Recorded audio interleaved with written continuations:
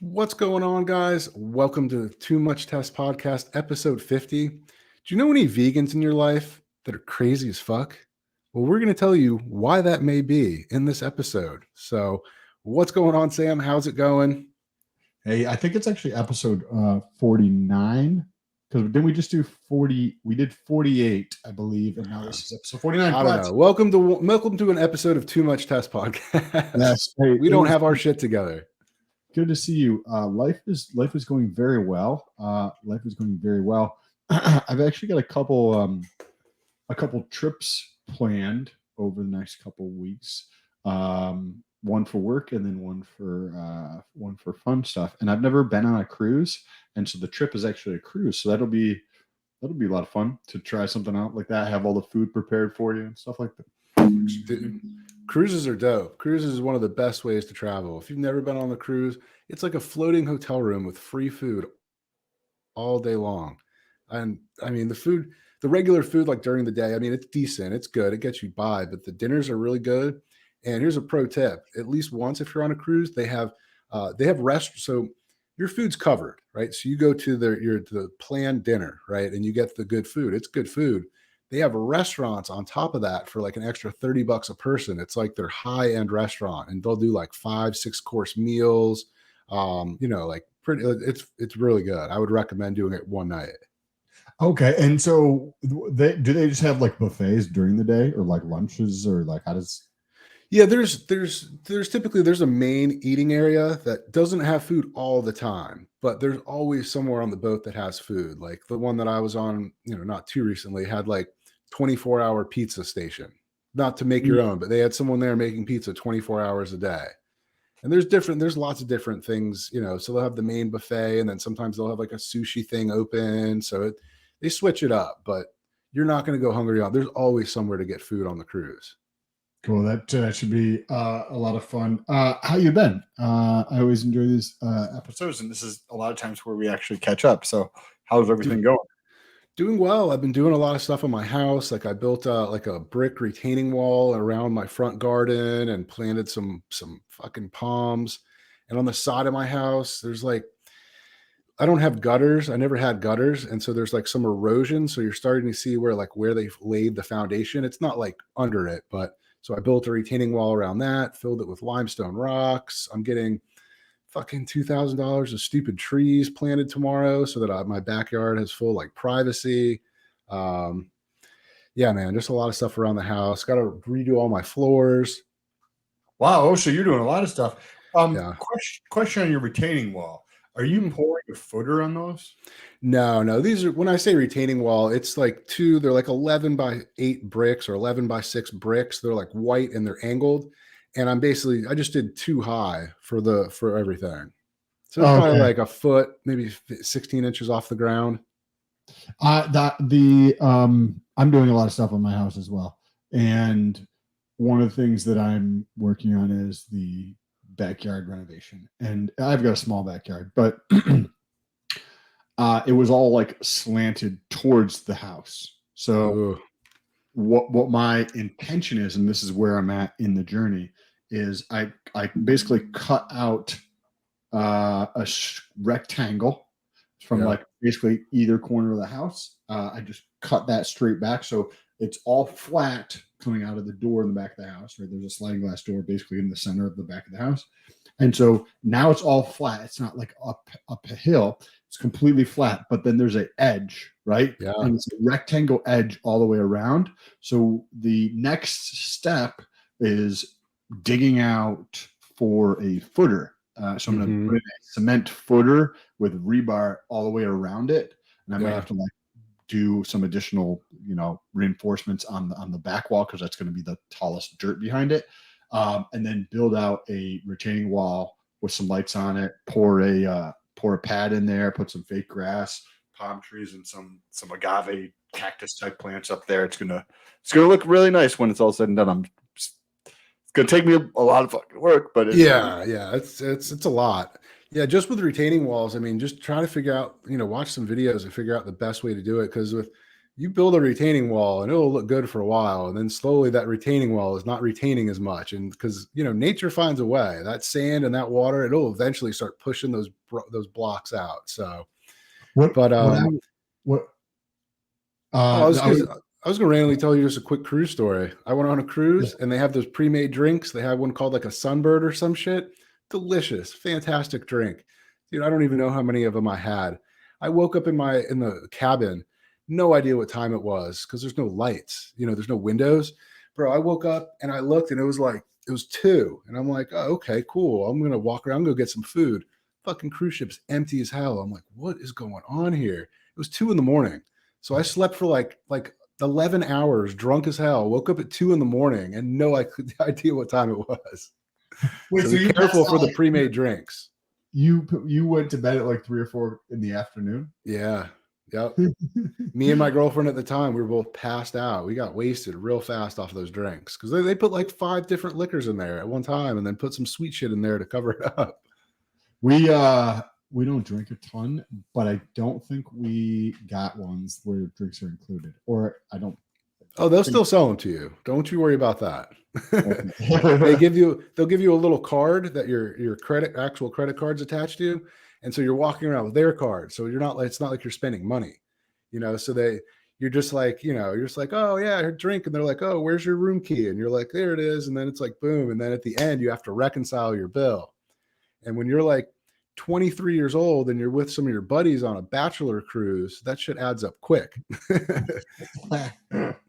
I don't remember how much my bill was, but I think it was like $600-700 of just like alcohol and extra stuff. And I wasn't loaded at 23. Yeah. Well, let's transition into this this study here. So I'm just going to describe this for you guys who are listening. I have a study here. This is from Taylor and Francis online. It's a paper that is a meat and mental health, a systematic review of meat abstention and depression, anxiety, and related phenomena. And so it came out in 2020. And what they did is they searched a bunch of different medical databases or databases that publish research papers and white papers and whatnot. And they found, I think it was 18 different studies where it met the criteria, right? The criteria being that they wanted to look at things like eating meat and not eating meat, and they wanted the outcomes for this to be depression. These are the primary outcomes. Primary as depression, anxiety, and secondary outcomes, mood and self-harm. So they found 18 studies, and those 18 studies had about 150,000 people that were meat consumers, like normal people. And then they had about 8,600 people who didn't eat meat. So like the first thing I want to say about this as we continue to go through here is, or maybe I should leave it till the end, but this is a lot of people. Like we see studies in SARMs and they're like, okay, cool. We had 26 people, right? 13 of them dropped out. Exactly. This is a boatload of people. You have 150,000 people and 8,600 people. This is a decent amount of people in these studies. Okay. They went through and they looked at the quality of the papers, right? Because you can see different papers, and like the gold standard is what, a double-blind, placebo-controlled something, right? Where they looked at this, and I'm gonna quote this from here.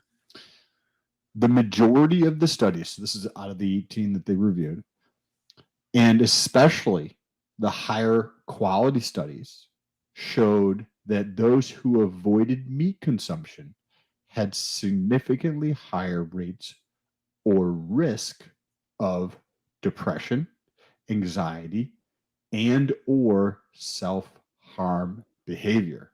And then one more thing, let's talk about this. This is the last sentence in terms of their conclusion. Our study does not support meat avoidance as a strategy to benefit psychological health. So this is interesting, right? You got about 160,000 individuals, male and female. Age ranges from like 11 years old to basically 196 here. A bunch of different geographic regions, right? So it's not just Florida; it's a bunch of different geographic regions.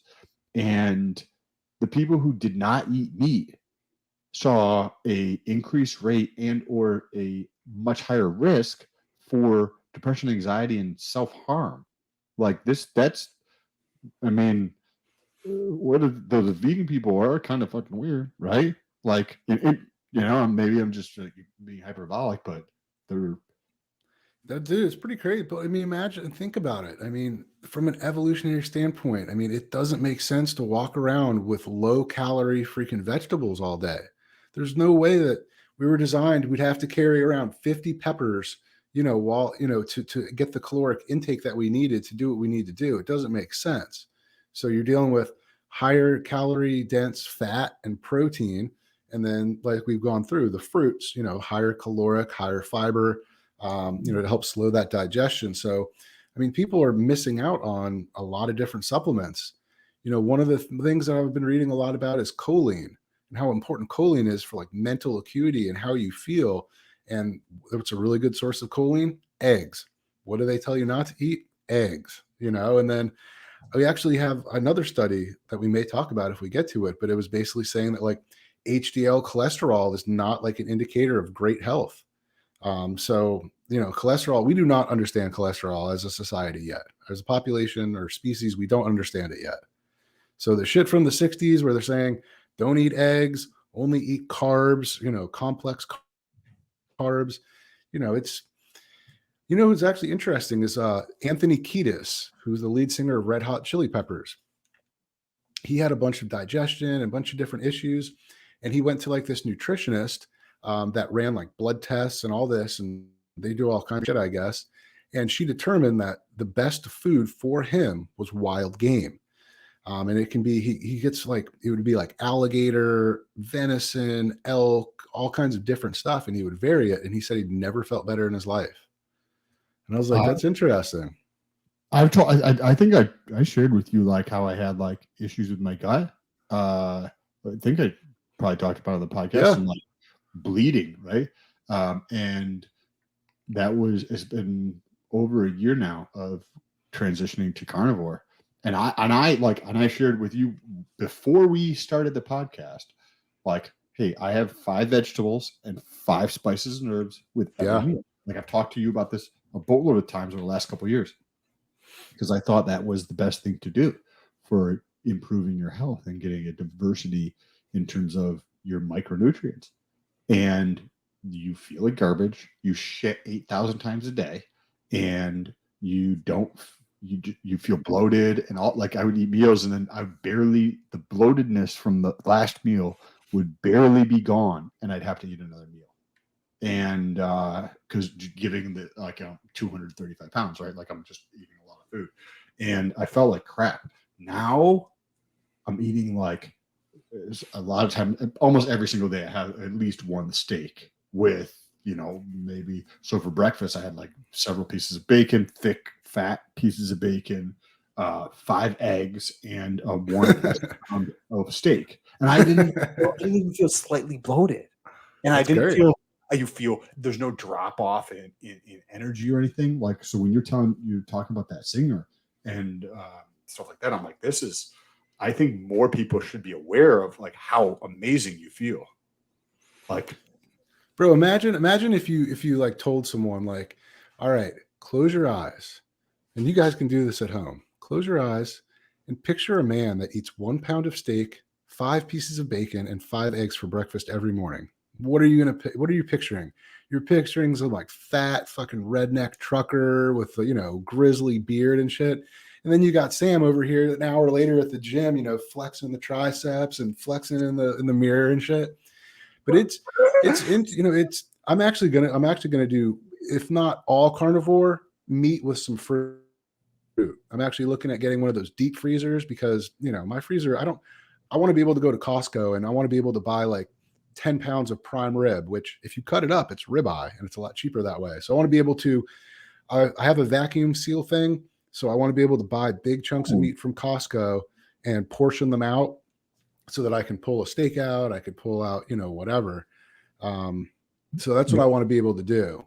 One of the things that I have been doing for a while for the food thing. So I have a box freezer, but I also have like the regular fridge and freezer.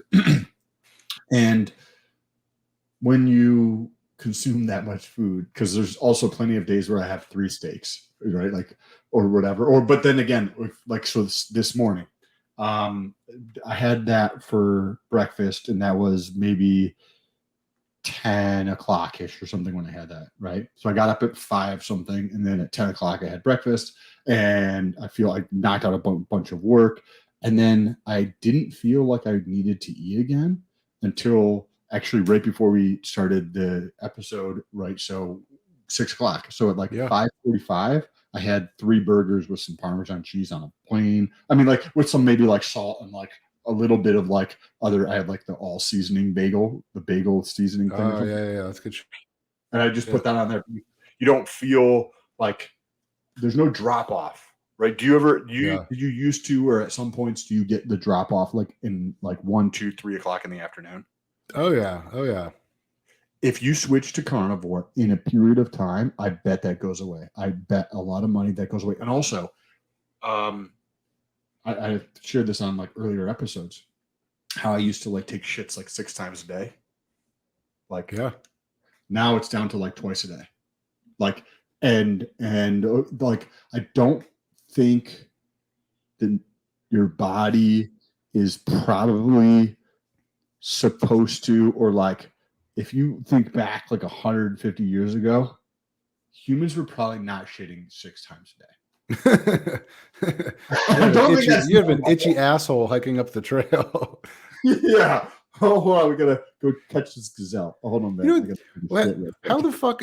How come my dog can go shit and not have to wipe and she's good to go? But how are we designed to where? I mean, even if you squat down, like, what are we supposed to do? Like, do you just accept that humans have itchy assholes? Is that what does that mean? Before toilet paper? Do you think though? Then now we're going down this shithole. Oh boy, I think I know where you're going with that. Well, I mean, we sit on like a porcelain god to shit, right? But like previously, there was no toilet, and you would literally pop a squat, right? So like, you know, when you sit kind of like on your heels, what is that called? Like a Japanese squat or Chinese like squat or something, where you're like kind of like, I don't know why you got to make it racist. You're basically ass to the grass, right? Yeah. So if you're like that, you're kind of like your ass cheeks like spread, so to speak, right? More so. And do you think that like, because that's the natural position that like you take a shit in, that maybe that leads to like not having to wipe or something like as much? Well, that's the idea behind the squatty potty, which has made millions of dollars on Shark Tank, is that it's basically a step that you put your feet on there. So it gets you closer to that position.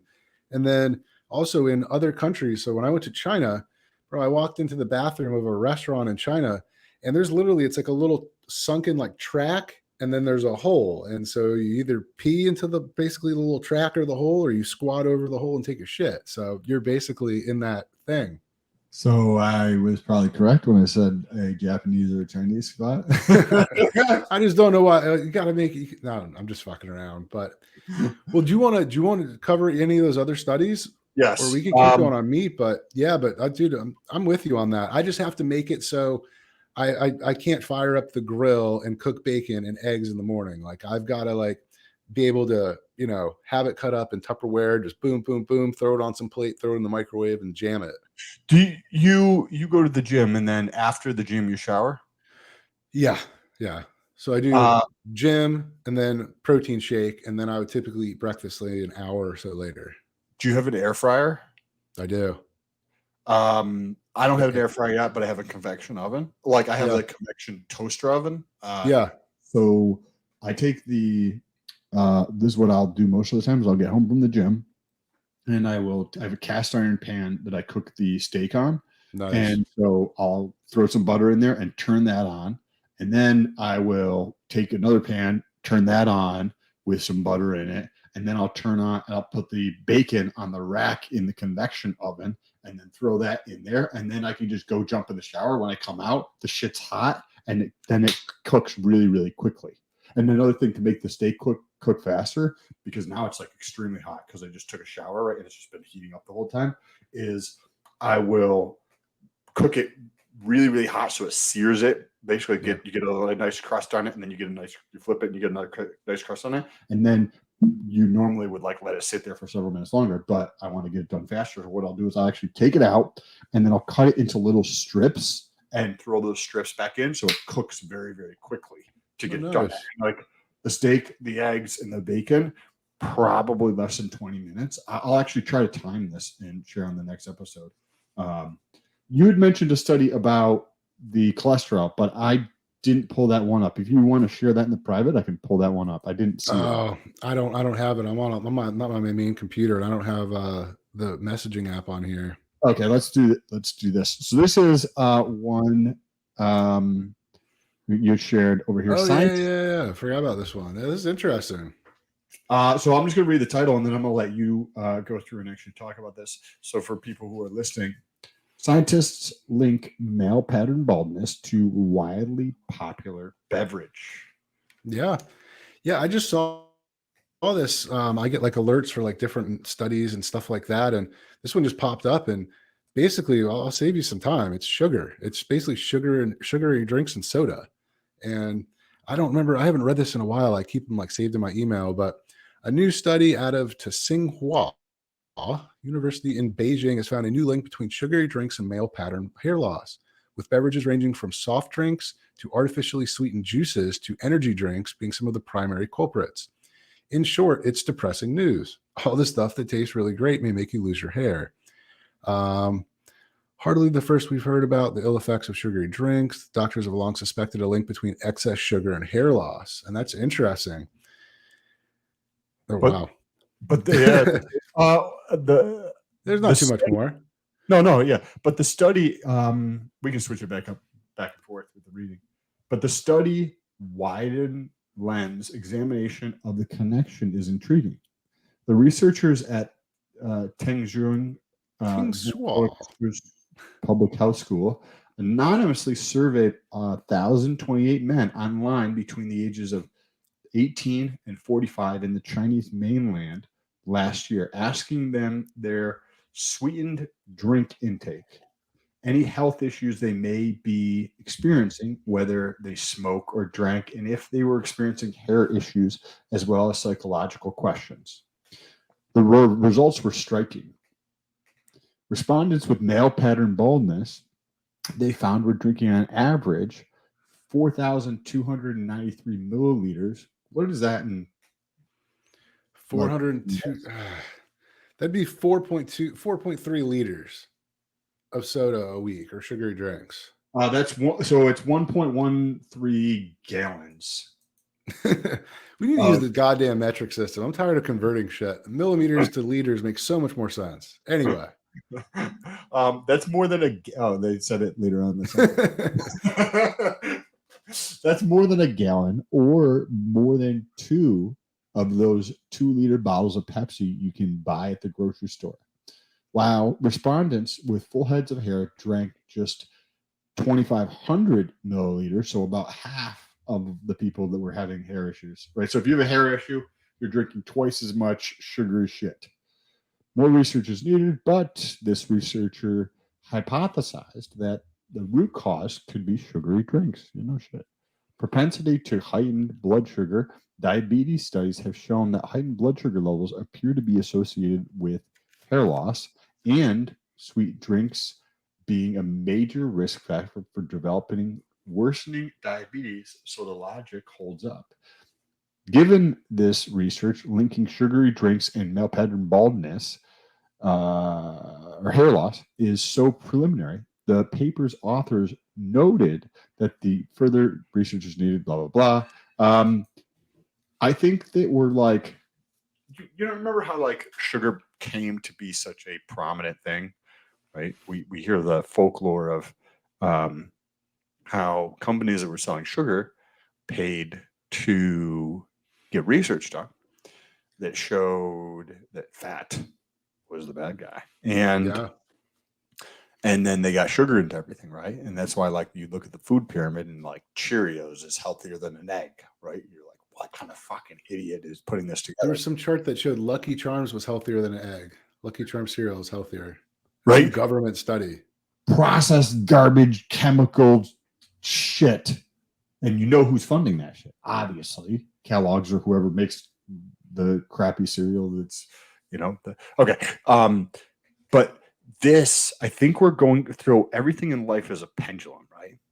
So to speak. Like you have times where things are going very, very well, right? And you have times when things might not be going as well, or you have times where you're younger and now the pendulum swinging the other direction, right? Over a long period of time. It doesn't have to be in a day. And back in there's like, we think of things today as like corrupt and manipulative, right? Which they are, right? 100%. But now there's more light, right? There's more awareness of this. Oh yeah. So even though it seems like absolutely disgustingly ridiculous, like how much corruption and shit is taking place today, it's reduced, in my opinion. I read the John D. Rockefeller autobiography, and it was just like scam paying off government officials and like all this shit. So like guarantee this was taking place, but under the guise of actual research.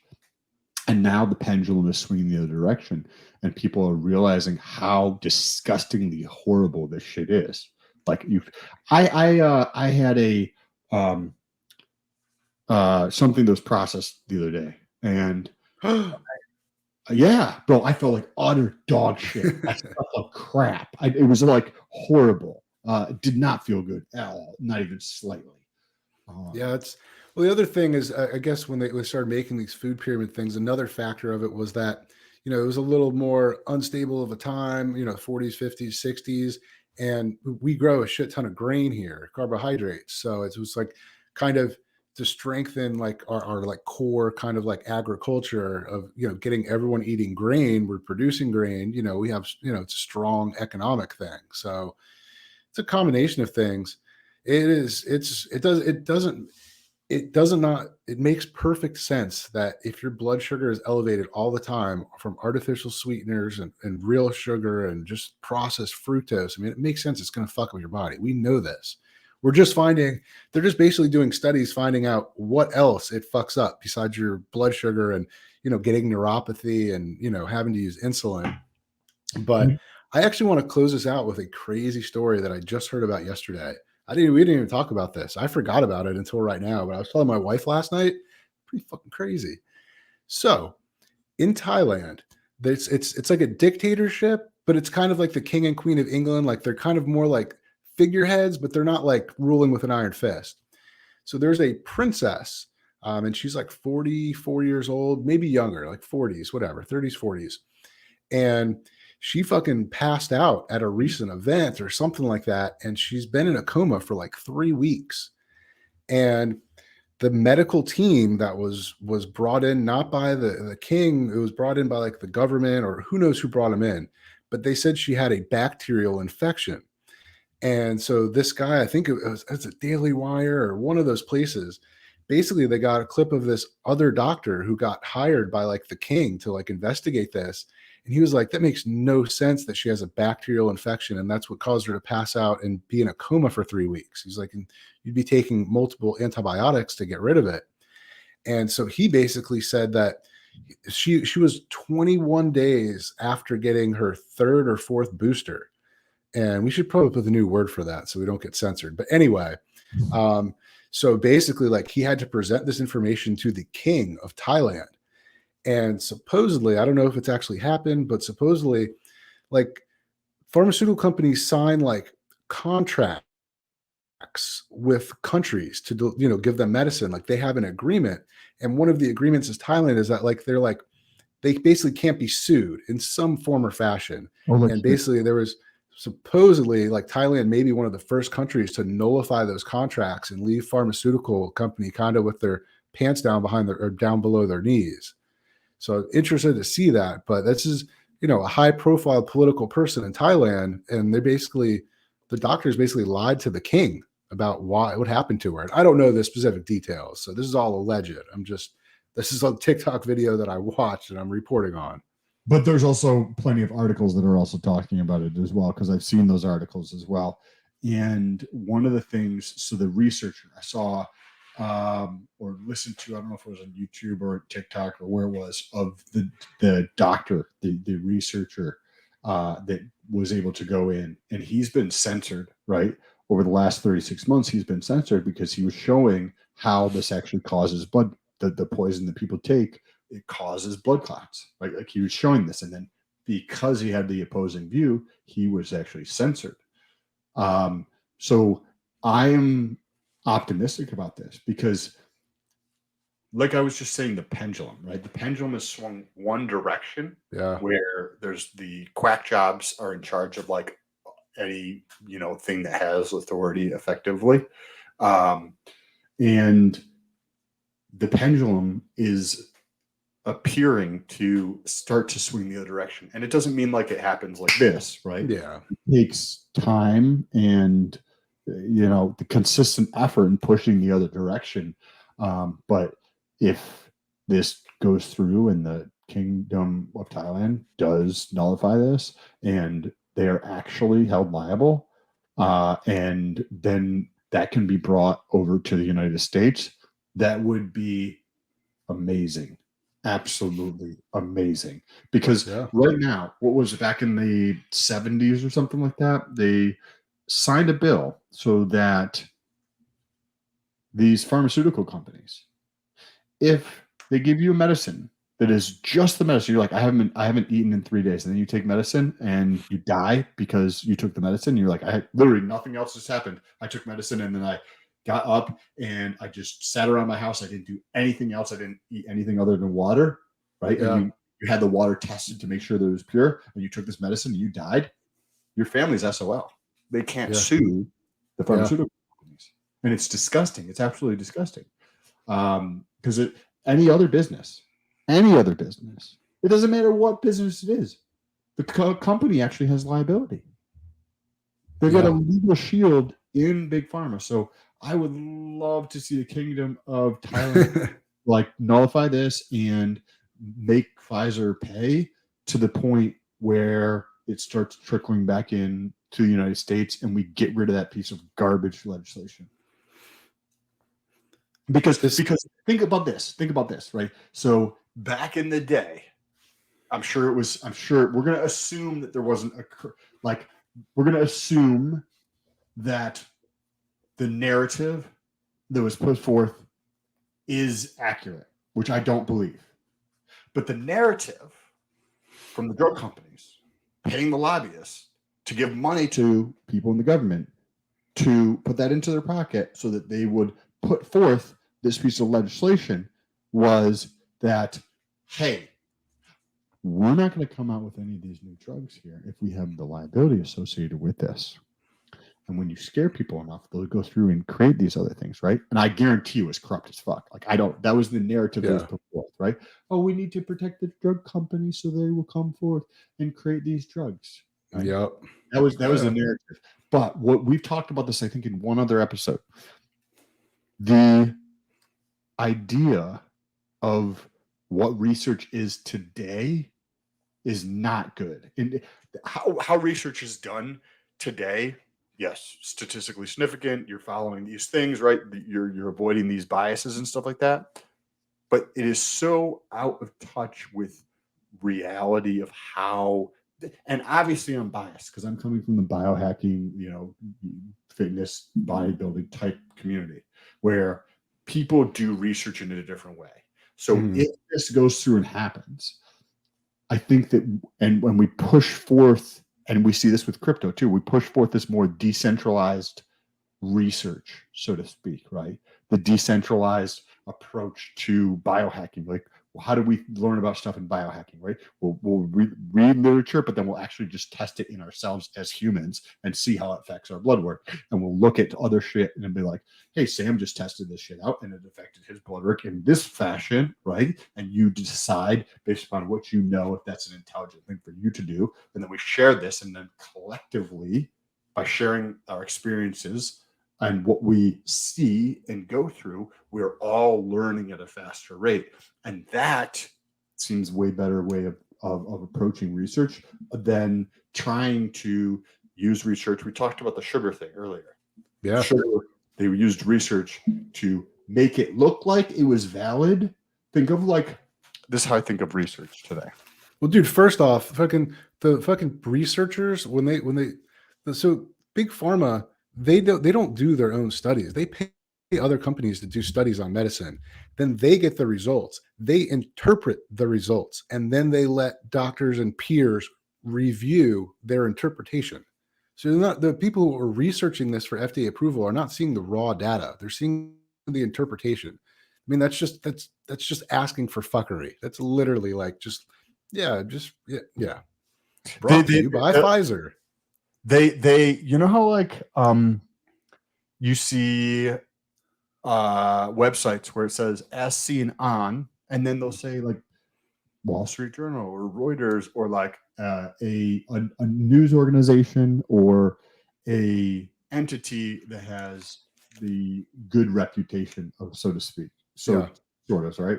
Like you see it on websites like United States or made in the US, right? They're trying to live on the branding of the United States is quality versus China. You think of like low quality stuff, right? Yeah. Well, the research that the pharmaceutical companies come or do, in my opinion, is like as seen on TV, right? They're using this to as seen on TV as research to try to just push whatever narrative it is. Like you look at the marketing sites, right? Because if you do marketing on websites and stuff, they're like, oh yeah, you got to pull in social proof. You try to pull in this social proof or this social proof on things. And this is what they're doing with research, and like the masses in the population are oblivious to this is what they're doing and saying that this is like a valid, but it's just like as seen on TV or as seen over here. Not that it has any validity to it other than anything else out there. It's disgusting. Yeah, Big Pharma's fucked. Fuck Big Pharma. I mean, if they actually did real good stuff, I mean, they've come up with some good stuff, but they're just shady as fuck. You know, like Cialis, fantastic. Do more research like that. Stop trying to do other crazy shit. But I think we should wrap this up. We're at 37 minutes. I'm not gonna lie, I have to piss like a racehorse. So I think this is episode 49. But check us out on our social media platforms. Check us out. We're on YouTube as well. Both of me and Sam, plus this podcast. We have links in the description to all the different stuff that we work with. We've got links up here. I'll let Sam round it all out. And we're growing because of you guys. So if you are listening at this point and you like the show and you appreciate like the content and get value, take a second, share it with somebody else, and leave a review. Even if it's a shitty review, leave an honest review of what you think. Don't leave a shitty review. Maybe we'll do something. Please. We're going to do something special. This is our life. For episode 100. When we get to episode 100, we'll do something special. I don't know what it will be, but we'll do something good. And we'll drink some bourbon. We'll do an episode. We'll just be drinking the whole thing, showing. Hell yeah. See you guys.